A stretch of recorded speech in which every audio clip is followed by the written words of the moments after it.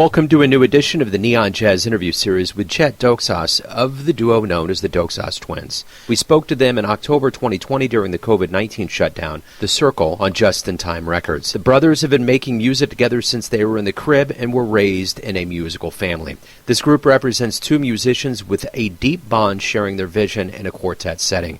It has deep roots, creating a sound that is entirely their own. Enjoy. All right, Chet, thanks for taking a minute up for Neon Jazz today. I appreciate it. But thanks for having me, and thanks for your interest. The Circle is coming out worldwide on Friday, October 23rd on Just in Time Records. Talk to me a little bit about releasing an album during a pandemic.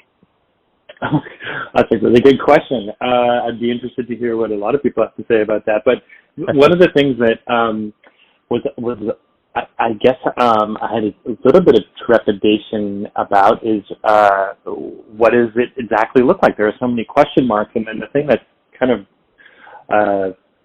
been the mainstay and actually the most positive realization from this whole process is that we're being able to share music with people during this time. And I think, personally speaking, it's more important than ever to be able to share music with people and the positivity of the group feeling that we have when we're making music together. And it just feels really good to be able to get that out there. And I say share because it really is a two-way street, you know, whether it's getting music out to people, but then getting feedback back from them and knowing that they're really appreciating, hopefully, this contribution that we're making. Talk to me about the artistic approach to this album. What ultimately, when a listener buys or downloads this and they get to the end of this experience, what do you want them to feel about what you did? I hope that it creates a bigger picture, or referring back to the title of the record, The Circle. I hope that it shares this idea of family and creating with family, and even if not everybody happens to have a family band, what does that sound like, really, and what is the feeling of family? And it's something that Jimmy and I take very seriously whenever we're playing together, and to have that feeling of that extra musical feeling of someone that you make music with, we hope that comes into the music for the listener, because it's certainly present whenever we're playing together. So I know how you two met, but what I want to know, that's pretty easy. Sometimes it's a little more difficult when you have just people from different households. But talk to me a little bit about, it mentioned your bio, you started making music in the crib, and then it kind of accelerated from there. Talk to me a little bit about where you grew up and kind of how all of this developed. Sure. Well, we grew up in Montreal, and my father's a musician. So my father was first a classical guitarist and then a jazz bassist, and he actually ran the music program at our high school. And our high school, I think, had 1,400 kids in it, and 1,200 kids were in the music program. So my dad ran this huge program, and we were quickly indoctrinated into the high school program. So as soon as we could walk, we were going to school with him every day. And then after elementary school, we would go to the high school and participate in all those rehearsals. So we were full-on band kids from the time we were in kindergarten.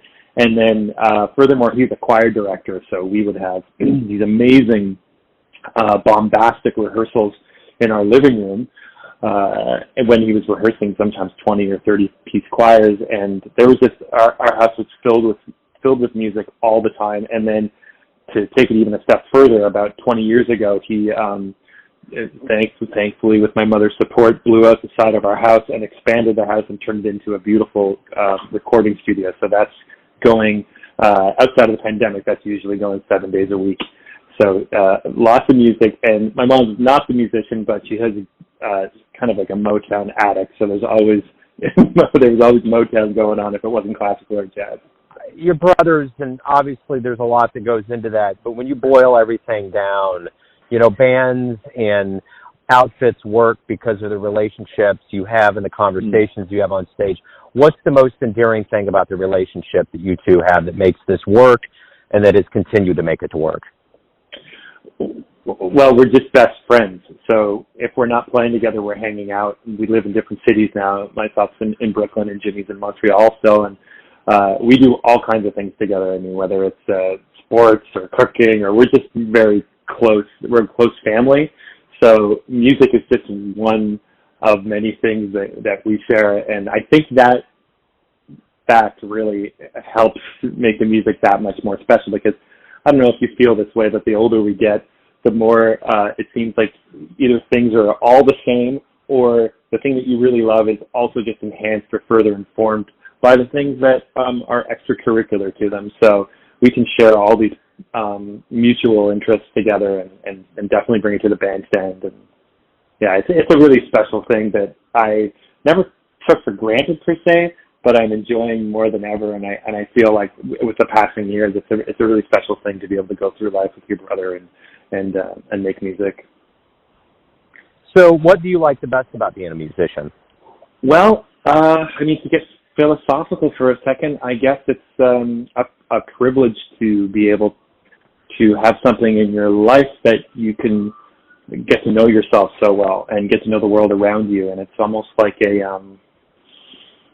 well, the old expression is music is a great teacher. And I think that's with you through your whole life. Like one of my many heroes is Sonny Rollins. And if you're ever looking for a little bit of inspiration, there's all these amazing YouTube interviews with Sonny, and they're very recent, before he fell more seriously ill, but he's talking about exactly that, his journey through life with music. And I think that's an amazing privilege to be able to stand next to and be around and kind of look at the world through music.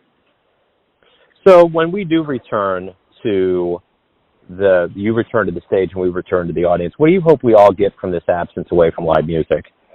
Firsthand, I can say that I've heard live music maybe twice in 6 months, and each time I've heard it, it's been something that I can really feel is missing from me. It's a natural, almost like standing beside the ocean. It's a natural pull that we have to be attracted to this, and I think that people are going to be reminded of how important and how special that is. Maybe make more time maybe this whole thing is going to be a reset, and maybe there'll be an opportunity to make more time in people's lives, or maybe they'll afford themselves that opportunity to be in the presence of live music more. The other thing, too, that I want to know is, as a duo and as just kind of an entity together, everyone has a perception of who you are, as best friends and brothers. Your family, your friends, your fans, but you know who you are. Who do you guys think you are? I think we're students of the music. I mean, we talk about all kinds of things, but when it comes down to music, we are definitely students of the music. I mean, my heroes are Lester Young, Sonny Rollins, John Coltrane, Charlie Parker, Wayne Shorter. The list goes on and on and on for days. We take it really seriously, and we're on our instruments every day, trying to discover new things and learn, and that's something that's going to be with us forever. Hey, man, thank you, Chet, for taking some time out for Neon Jazz today. Good luck with the album and everything that comes up, and stay safe out there.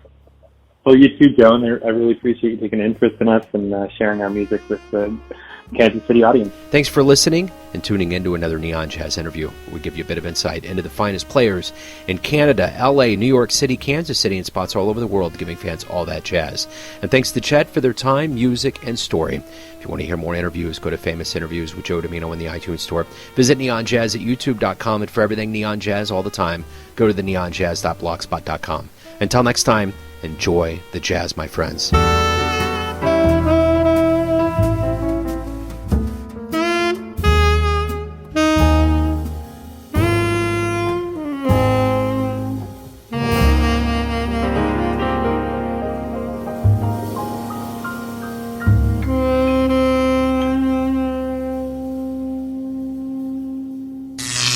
Neon Jazz.